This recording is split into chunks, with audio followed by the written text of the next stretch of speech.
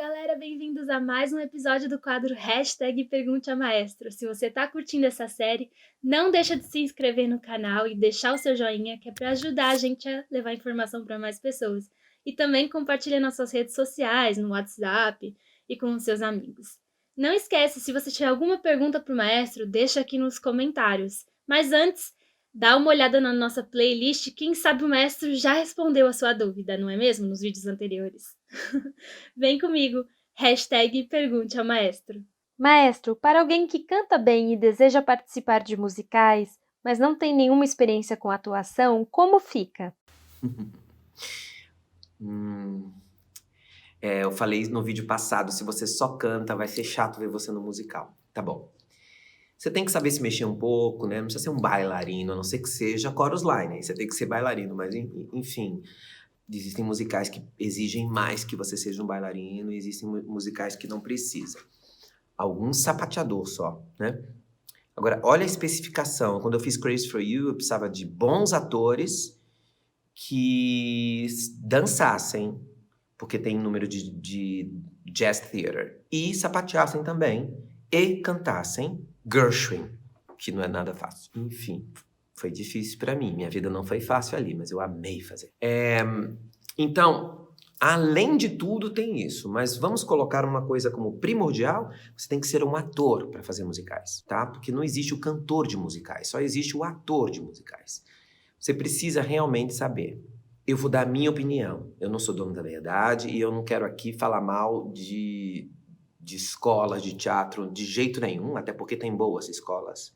Mas eu prefiro um coach de teatro. Agora na quarentena, então, você vai pegar um coach de teatro que vai trabalhar com você exercícios, jogos, tudo por Skype. Texto, por exemplo, um texto de comédia, um texto de drama, para você até ter isso para fazer audição. E uma série de coisas. E se for um bom coach, você vai evoluir muito mais rápido do que numa escola, onde você tem que contracenar, às vezes, com atores ruins. Porque são todos aprendizes. Nessa situação, coach você está atuando com um bom ator. Então você vai mais rápido. O teatro exige esse jogo. Então, se eu já estou jogando com um cara que é bom, eu evoluo muito mais rápido. É a mesma coisa de você fazer aula de canto coletiva e aula de canto individual. Você vai evoluir muito mais na individual, porque você está ouvindo quem? O cara que é teu professor, e não os teus colegas que estão do lado, entendeu? Então, procure um bom coach de atuação. Ele mesmo vai te dizer, você está pronto para fazer um teste. Outra possibilidade, se há essa possibilidade, audicione, depois que você está mais ou menos, né, já fez alguns coachings com ele, audicione para peças de teatro. Porque você vai aprender também fazendo. Então, em vez, talvez, não sei, talvez você entra numa escola de teatro lá perto da sua casa, vai fazer algumas coisas, você vai ficar cheio de maneirismos, às vezes, sabe? Infelizmente, existem cursos e cursos. Então, talvez fazer a audição para uma peça te ajude, nem que seja numa escola de teatro. Mas eu acho que foi onde eu aprendi. Eu debutei no teatro com 11 anos, fazendo um dos filhos de Medeia, na peça Medeia Suplicantes. E era maravilhoso, porque ela me matava. Eu achava aquilo incrível. Eu tocava flauta na peça e também fazia um dos filhos de Medeia. Eu era o que mais gritava na hora de morrer, era bem legal. Era facadas. E era muito legal, porque, nossa, eu achava aquilo o máximo. Então eu aprendi fazendo. Eu só fui fazer aula de teatro muito tempo depois. E, por último, ler sobre teatro também ajuda bastante. Então, ler um pouco tanto de teatro musical, mas também Stanislavski, os outros caras, não ficar só no teatro musical. Eu digo para os meus alunos, vai fazer uma peça, vai fazer um Shakespeare, vai fazer uma coisa diferente de teatro musical, para você poder ter ferramentas, o ator precisa ter ferramentas. Vai fazer um teste para uma televisão, em uma novela, sei lá. Quantos atores a gente viu na novela que a gente viu começando e fala, meu Deus, como ele é ruim. Aí na segunda novela ele tá melhor, na terceira ele tá incrível, não é? Acontece isso também. Pessoas inteligentes aprendem com os outros, com os colegas também. Mas lembre-se, ele tá contracenando com bons atores. Então, tudo fica mais fácil. Essa é a minha opinião, tá? Não é regra. Tô te dando alguns caminhos para você procurar, tá bom? Maestro, sou crooner, mas nos finais de ano canto em cantatas de igreja evangélica. Sou um baixo e uso a voz plena e subgraves. Na hora de fazer naipe, isso pode ser considerado correto ou deveria usar subgraves e fry growl? O que me aconselha, porque ainda faço alguns solos e as músicas geralmente não são fáceis. Tem pianíssimo sempre na parte aguda. Isso quando não tem a parte mais próxima do lírico. Nossa, fiquei bem confuso, muito confuso. Você começou dizendo que é crooner. Então, se você é crooner, você tem provavelmente uma habilidade de acessar seus agudos fácil, mesmo sendo baixo. Porque um crooner não vai cantar lá no pé, né? Daí depois você falou que canta em cantatas. Aí no coro, você perguntou se pode usar o seu subgrave. Tudo depende do maestro, não é? Se ele diz assim, eu quero mais peso, eu quero mais isso, eu quero mais aquilo, você vai obedecendo. O problema é se você usa mais subgrave, você usa estrobas, por exemplo, se você tem acesso a ele, e você depois não consegue largar ele, aí o que vai acontecer? Seus agudos vão ficar fracos, você não vai conseguir subir. Então, tudo é uma questão de medida. Um professor de canto capacitado em belting contemporâneo pode te ajudar. Assim, quando você for cantar teatro musical e pop, use essa voz. Aí ele te diz, subgrave, voce plena, um pouco de cover belting, talvez half belting nos agudos. Quando você for cantar MPB, use mais essa voz. Quando você for cantar a cantata, que é legit, provavelmente, se for uma cantata, normalmente cantatas de Natal são em legit, não sei se eu posso dizer isso com autoridade, porque tem muito tempo que eu não faço. Na época que eu fazia, era legit. Porque você tem que usar uma voz um pouco mais girada, aí o professor vai te dizer, use mais essa voz com esse giro, mas com menos volume nos agudos, para você não fadigar, porque geralmente é longo, tarará, tarará. Então, o professor, eu como professor, oriento os meus alunos com relação a isso. Então, por exemplo, se o meu aluno faz louvor na igreja, e ele tem que cantar de quinta a domingo louvor, e geralmente é banda, é todo mundo, aquele sonzeiro, né? Eu falo para ele, peça para o técnico aumentar seu ganho e cante com esse volume, não faça mais que isso. Se o meu aluno, além de fazer isso, canta no coral, e aí no coral, às vezes, coral, eu digo sempre para meus alunos, coro bom faz bem para a voz, coro ruim faz muito mal para a voz. O que eu quero dizer com coro ruim? Um coro onde você está escutando vozes descolocadas. Nesse coro que você está ouvindo vozes descolocadas, você sem querer vai mesclando para poder fazer o blend, que a gente chama. E aí você termina se machucando. Então, eu sempre digo aos meus alunos, eles me perguntam isso. Coral faz mal para a voz? Sim. Coral ruim, sim. Portanto, procure sempre um coro bom. Um coro que tenha vozes boas, um coro que tenha uma boa técnica vocal, que o maestro seja professor de canto ou que ele tenha um professor de técnica vocal que te ajude. Quando você diga, tá me machucando, ou tá ruim, o professor de técnica diz, deixa eu te ajudar. Então, de novo, um professor de canto vai delimitar esses registros para você, para que você não se canse fazendo tantas coisas. Os meus alunos que são crooner, eles reclamam porque tem que mudar de voz a cada cover que tem que fazer. E isso cansa muito. Então, fazer um Pablo Vittar e Ivete seguido vai cansar, né? Ou se ele não sabe fazer. Ou mesmo um sertanejo. Se ele vai fazer um sertanejo bartender, ele vai fazer com aquela voz aqui. E se ele vai fazer um sertanejo raiz, ele vai fazer com essa voz mais fina, também vai cansar.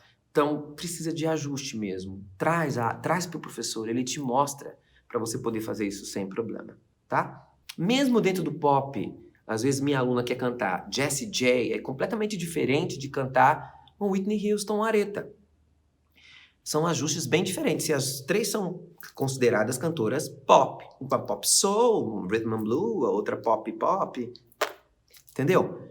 Então, são ajustes diferentes. Precisa fazer. Não sei se vocês já Você já teve a oportunidade de ver alguns stories meus onde eu mostro alunos meus cantando, e às vezes é Mariah, às vezes é Celine, às vezes é Cristina, às vezes é Whitney, às vezes é Jessie J. Por que eu faço isso? Para elas terem acesso aos seus subregistros para cada cover que ela for fazer, que na hora que ela for tentar fazer, ela não errar. Não, Jessie J eu sei onde é aqui, eu não posso errar. Porque se eu pegar a Whitney que eu tenho e levar para Jessie J, eu não vou chegar até o final da música. Entende? Então, aulinha. Maestro, o que significa aqueles movimentos que o maestro fica fazendo durante a música? Gostei, você ouviu o meu último vídeo, né? Eu falando daqueles movimentos que o maestro faz, muito bem. Aquilo ali chama-se pattern. É uma linguagem universal, que é muito legal, não é? Eu posso reger, Maestro Marconi Araújo, posso reger em qualquer lugar do mundo, qualquer orquestra, qualquer coro, e eles vão entender uma linguagem que basicamente se utiliza na sua base, alteração de duas coisas. Uma dinâmica e a outra agógica. Então, minha mão direita normalmente lida com agógica. Eu estou aqui regendo um padrão, ou pattern, quaternário. E ele é universal, tá? Para que todo mundo vá junto, eu vou regendo junto isso aqui. E isso aqui vai se tornando também uma maneira de eu dar um caráter, sabe? Veja como muda esse caráter. Né? Ele tem acentos. E esse?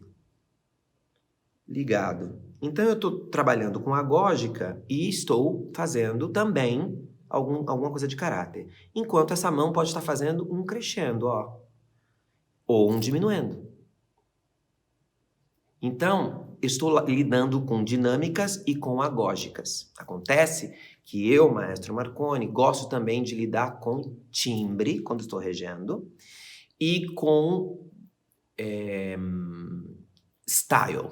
Então, por exemplo, eu faço gestos que um maestro tradicional não faria. Então, você tem que levar em consideração que um maestro de orquestra sinfônica faz gestos que são de orquestra sinfônica. Um maestro, vou lá para outro lugar, tá? Gospel, por exemplo, ele às vezes rege nota e estilo. Ele faz o, e, o, não tem padrão. E o maestro que transita entre esses estilos, ele precisa saber fazer. Por exemplo, eu estou regendo um padrão ternário e eu quero um scoop dos sopranos. Eu posso pedir para fazer o com uma mão. Então, eu faço o gesto junto. A boca vai junto. Além disso, eu posso ajudar com o texto, com a entrada, com a minha boca, com os meus olhos. Só que o público não está vendo isso. Quando eu faço isso, o aluno, o coralista vai respirar junto comigo, ele vai abrir a boca junto comigo, ele pode fazer até um grande respiro junto comigo. Entende? Então, esse movimento de respiração para o que o maestro faz, a gente chama de levare. Para a orquestra, o levare é uma preparação, certo? Para o cantor, pode ser a respiração, para os músicos de sopro também, mas a respiração e o caráter. Eu já começo no caráter. Então, o maestro é muito importante. Pense no maestro como o pianista e suas teclas. Ele precisa não só tocar as notas, ele precisa interpretar a música com aquelas teclas e dar sonoridade para elas. Apesar do piano já estar com os sons todos prontos. Os sons estão todos prontos. Eu não mudo esse som, certo? Mas eu mudo o caráter dele, se é pianicíssimo, se é diferente do violino que eu construo o som. Eu posso ter essa nota mais para cima ou mais para baixo, mas com surdina, sem surdina, vários instrumentos têm muito mais recursos do que o piano. O piano tem alguns, na corda, por exemplo. Mas eu penso sempre no maestro como esse cara que executa. Então, é uma delícia reger, porque eu fiz um concerto sinfônico, por exemplo, com 130 pessoas. Eu estou regendo 130 pessoas, eu estou comandando a voz delas, o arco, eu estou comandando a embocadura, eu estou comandando articuladores, articulação, né? Eu estou comandando dinâmica, agógica, style. É uma delícia de fazer. As pessoas, às vezes, eu vou contar uma coisa engraçada. Um dia eu tava regendo um coral e aí uma pessoa chegou no final do conceito e falou assim: Eu adorei o coral, adorei o som. Mas eu queria muito que você saísse da frente, pra gente poder ver todo mundo. Eu falei, então, não posso sair da frente, porque se eu sair da frente, eles não vão ficar juntinhos, como você ouviu. Até porque no lugar onde a gente estava, a acústica era ruim, eles precisam de mim para juntar, sabe? De uma ponta para outra, dá um delay. Mas eu adorei ela dizer, sai da frente, gente, você fica na frente ali. Todo mundo sabe que o coral é seu, fica do lado, pelo menos. Eu achei engraçado, mas a pessoa não sabe o que o maestro faz. Excelente pergunta. Maestro, fale um pouco sobre a formação e a realidade do mercado para maestros no Brasil. Bom, o mercado para músicos no Brasil, ainda mais agora em quarentena, tá muito complicado. Eita, moto. Quanta moto tem aqui nesse bairro, né, gente? O pessoal anda muito demais. Não, mas deve ser entrega, sabia? O mercado tá difícil para todo mundo agora, né? Mas vamos falar antes da quarentena. Antigamente, os maestros, eles se especializavam na faculdade em regência coral ou regência orquestral. Com o advento do musical, por exemplo, eles, desde 2000 mais ou menos, os maestros começaram a poder reger coro, orquestra e solistas dentro de uma produção, por exemplo. Isso não era uma coisa muito comum. Você tinha os maestros de coros profissionais, os maestros de orquestra tradicional, de casas de ópera, que aí fazem ópera, fazem coro, solistas e orquestra, mas assim, 2 óperas, 3 óperas por ano, a não ser as casas que realmente conseguiam fazer uma temporada maior, as casas menores, é isso que faz, né? Então, qual era o cenário do maestro que se forma? Eu digo pela minha turma que se formou, quando eu me formei, poucos fizeram uma carreira de direção musical. Porque, na verdade, o maestro, ele não é o regente de coro só, ou ele não é o regente de orquestra só. Ele pode ser um diretor musical. O que significa isso? O cara que vai conceber como ele quer que aquilo seja executado. E para isso, ele tem que estudar muito. A piada que se fala na faculdade é que o cara é maestro porque ele não sabe tocar nada, ele não sabe cantar nada, por isso que ele é maestro. Ele é músico, ele lê bem, mas ele não canta nada, ele não toca nada e ele é maestro. Essa é a piada, né? Eu penso exatamente o contrário. Acho que o maestro ele tem que tocar, e eu estudei vários instrumentos para poder me ajudar na minha concepção, né? Estudei um pouco de viola, estudei um pouco de oboé, estudei um pouco os instrumentos de orquestra mesmo. Um pouco de flauta, estudei piano a vida inteira, porque o piano é um instrumento que a gente precisa, né? Então, para eu poder ter pelo menos um de cada família, para eu poder entender, estudei um pouco de percussão, para poder saber como funciona, quais são os pedidos, né, que eu posso fazer para esse músico. Por exemplo, chegar para um violino e dizer, eu quero esse spiccato, por exemplo. Ou eu quero na corda. E essas especificações, é muito melhor você estudá-las se você tocou, né? Se você sabe como é. Mas também tem instrumentos que não deu para estudar. Harpa, por exemplo, não deu para estudar. Então, o que eu fiz? Procurei harpistas e fui esmiuçar aquilo lá para mim, como maestro. Então, na minha opinião, o maestro, ele não é o cara que não toca e o que não canta. É o contrário. É o cara que deve cantar bem, saber como pedir e tem que também conhecer os instrumentos de orquestra muito bem, se ele quer reger orquestra. E, na minha opinião, ser um cara que conheça de história da música, porque ele tem que saber como aquela música é executada. Se ele quer fazer uma execução diferente, ele tem que ter argumentos. Então, por exemplo, já fiz concurso de coral que eu arrisquei, sabia que aquela música não era para ser feita daquele jeito, mas arrisquei e ganhei. Mas às vezes dá errado, você faz uma interpretação que está fora do que se espera no tradicional, e isso muda. Então, o barroco, por exemplo, nos anos 60 era feito de um jeito, agora é feito de um jeito completamente diferente. Agora a gente tem o baroque style, né? Esse estilo barroco meio roqueiro, meio com tudo, que é o que eu amo fazer. Mas antigamente, quando eu comecei a estudar barroco, era tudo pequenininho, voz pequena, orquestra pequeniníssima, tudo tocado pequeno, e não é verdade isso. E também ninguém estava lá no barroco, então temos teorias, né? O maestro precisa saber essas teorias. Outra atribuição do maestro. Eu fiz um Requiem de Mozart, por exemplo, onde eu fiz a edição da partitura. Peguei todas as possíveis, as available, e eu fui estudando. O que tem aqui? Tem uma versão do Susmaí, onde ele coloca 2 flautas. Tá? Tem uma versão da Ricordi, tem uma versão da Dobra, tem uma versão... Então, tem 4 versões aqui. Uma tem uma flauta só, outra tem 2 flautas. Vou escolher o que é melhor para mim, é a orquestra que eu quero. Aí eu faço a minha edição e eu coloco isso no programa. As escolhas que eu fiz e por que eu fiz. Então, é muita coisa para o maestro, sabe? Não é fácil a nossa vida. E um maestro de musical tem outro problema. Eu acho isso terrível, tá, gente?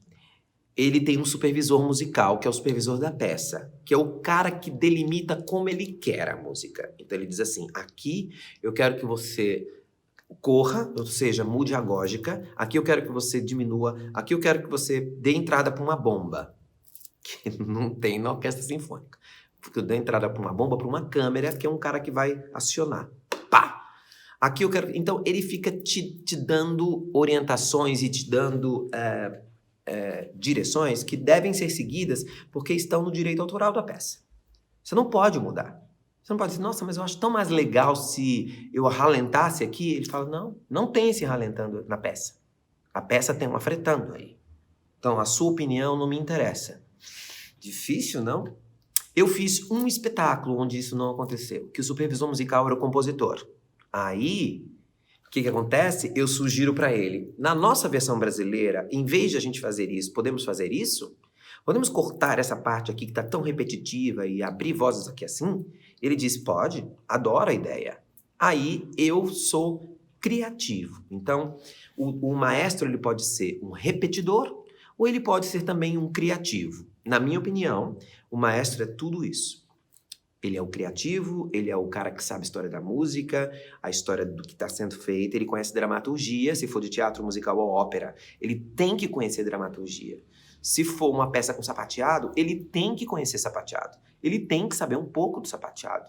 Ele tem que saber, quando ele vai passar o som, se o sapateado está soando direito. Porque os sapateadores estão lá no palco, eles estão se escutando bem. Mas esse shuffle está soando bem? Eles fazem... Shuffle hop step, por exemplo, soa o agudo, o grave disso, ele precisa saber. Ele tem que dizer pro sound designer, não, quando eles estão fazendo esse stomp, tá grave demais. Tem alguma coisa embaixo do palco que tá me atrapalhando. Vamos mudar essa cor. Tudo que tem som dentro do espetáculo, a responsabilidade é dele. Tem um som de navio que tem que acontecer. Eu escuto, tá esquisito esse som de navio. Não quero esse, quero outro. Esse som de chuva tá ruim. Tudo que tá relacionado ao ouvido, ele precisa decorar, equilibrar. Eu falo, essa chuva tá muito grande. Vou dar o último exemplo. Isso não acontece na orquestra sinfônica, mas no musical acontece. Um solo de flauta pode ser maior do que a bateria? No musical pode. Se eu pego a bateria e deixo ela acústica quase, e pego o flautista, coloco ele pertinho do mic e aumento o volume e o ganho dele, eu sempre brinco com o meu sound designer, essa flauta tá com 50 metros de tamanho. Não tá legal. Mas o meu sound designer não vai fazer isso, tá, gente? Que o que trabalha comigo é incrível, que eu tô com o Miguel Lazo, incrível. Mas existem sound designers que vão desequilibrar a orquestra. Eles vão pegar, por exemplo... um sax barítono e uma flauta e colocar no mesmo nível. Isso não tem condições, não é fisicamente possível. Então, eu preciso ouvir a flauta nos agudos, quando ela está lá nos agudos, de um jeito. Mas quando ela está no grave, a flauta na primeira oitava não tem volume. Então, isso é responsabilidade do maestro. Tornar isso crível. Olha quantas coisas são responsabilidade do maestro. Então, quando você me pergunta a respeito do que é que o maestro pode fazer, hoje... os maestros estão restritos a reger coral, ou seja, reger coral de igreja, reger coral de empresa, reger grupos menores que normalmente ele cria, ou dar aula daquilo que ele estudou, né? Mas está ficando cada vez mais difícil. Porque, pensa comigo, se eu tenho um cara que consegue reger a orquestra de um musical, ele não é um maestro, mas ele é um pianista talentoso, É muito mais fácil para a produção pagar para esse cara do que pagar um maestro para fazer isso, que vai cobrar mais caro pela concepção de tudo, assinatura. Existem produções que querem uma assinatura. Eu quero a sua assinatura no meu espetáculo. Então, aí é uma possibilidade. Sugestão para os maestros, também façam coaching individual. Porque vocês vão pegar, se vocês querem especificamente ter regência para teatro musical, procure um maestro que faça isso e dê aula disso. Se é barroco, ópera barroca, procure um cara para isso. Se é ópera romântica, procure um cara para isso também. Se é música coral, procure outro cara que saiba fazer isso, que te ensine qual a colocação vocal melhor para aquelas músicas. Então, é uma gama gigantesca. E eu aprendi uma coisa. Quanto mais eu sei, mais eu descubro que eu não sei nada. É triste. Quanto mais eu estudo, quanto mais eu aprendo, mais eu descubro que eu não sei nada. Isso é desesperador? É. Mas, ao mesmo tempo, também é uma coisa que me dá ânimo para estudar. Né? Os maestros estudam até morrer, a vida inteira, nunca param de estudar. Tá bom? Então, se você é maestro, não perca tempo. Estude muito.